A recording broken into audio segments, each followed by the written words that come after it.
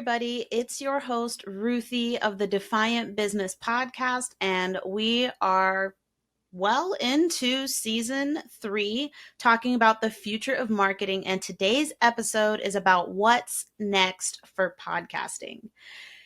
Now, I don't know about you, but podcasting was hot to all of the people I talked to in 2019.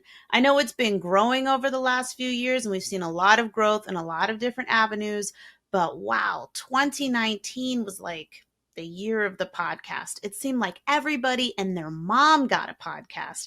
And that is why what's next is so important. A lot of people are doing the same thing with their podcast as everyone else. I think a lot of podcast hosts undervalue the value of what they have to say to their audience, which is why I focus on delivering solid consulting marketing advice to anybody who chooses to listen to this podcast. In general, what sort of growth have we seen? Well, over half of Americans who are 12 and older have said that they've listened to a podcast ever, which is amazing. That's a huge step that we've taken. All right. More than half of Americans, Americans who would be cognizant of it have listened to a podcast in their life. That kind of marks podcasting as crossing over into the mainstream. 1/3 of the same population, according to Edison's research, have reported listening to a podcast in the last month. That's huge. So that's 90 million monthly listeners.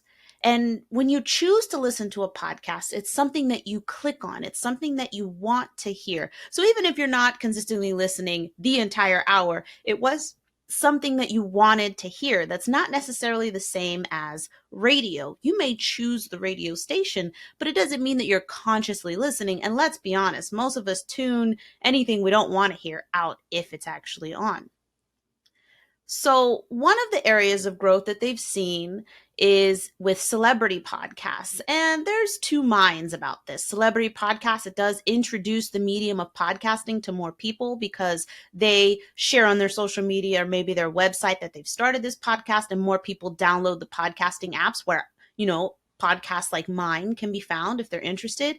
But then some of the top tier podcasters who aren't necessarily celebrities feel that celebrity hosts might be, kind of dragging down podcasting. But overall, I think that it will have a positive effect if it introduces new people who've never listened to a podcast before to the avenue of podcasting.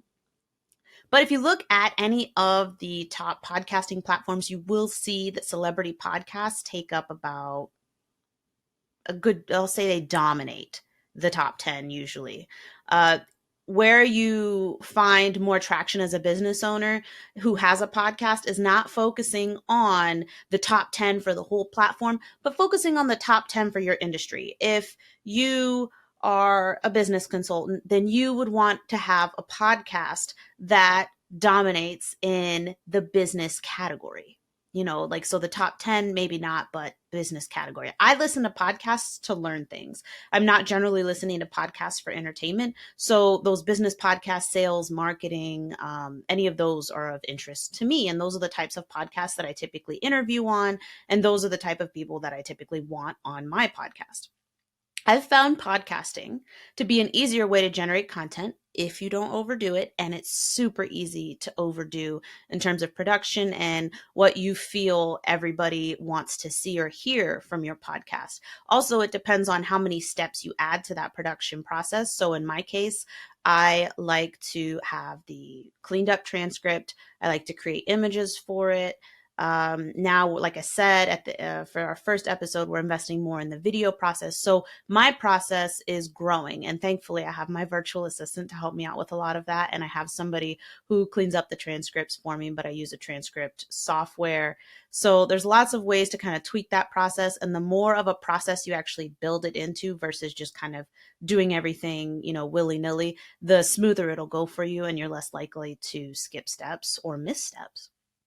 Social media is super important for podcasters. It's the most popular way for people to discover new podcasts, meaning I share about my podcast on Facebook and Instagram, LinkedIn, Twitter. Somebody will come across one of my links and they will follow back to my podcast. So, Facebook, LinkedIn, Twitter, Instagram, Snapchat, Reddit, any of the social media platforms where your audience is. Remember, that's what it's about. It's where your audience is, not where you like to be. So I mentioned this before. If Facebook is your jam, but your clients are on LinkedIn, then that's where you need to be sharing your podcast at if your podcast is of interest to your prospects.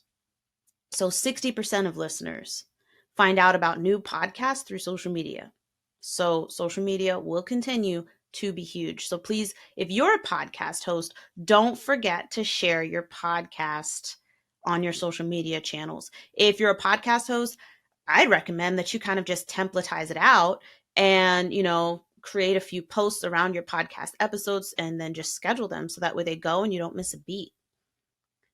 One of the big trends in 2019 was the growth of podcast ad revenue. And I think it was over $400 million. I think it was $430 million.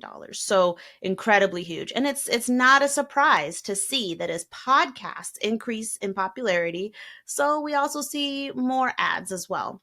If you're a podcast host, keep in mind that your listeners might not mind ads too much, but keep the ads relevant to your content, what you're talking about. You want to have, if you're a business consultant, then maybe a business platform or a CRM. Those might be good ad spots for you to try and sell to other companies. Don't overdo the number of ads in your episodes, though. And I'd recommend that you keep them short.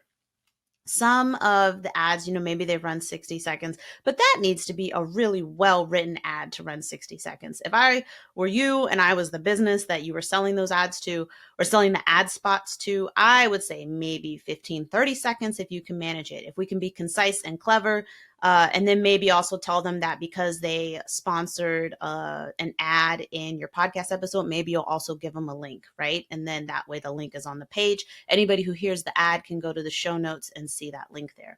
That might be what I offer. If you enjoy podcasts, but you hate ads and you're like, no, ads are going to be the death of podcasts, just try and remember all of the work that goes into creating just one podcast episode for your host. By listening to the ads, you help support the podcast creator. Not to mention, if they keep their ads focused on things that you want to hear about, you may learn about a new product, a new service, or an event that interests you.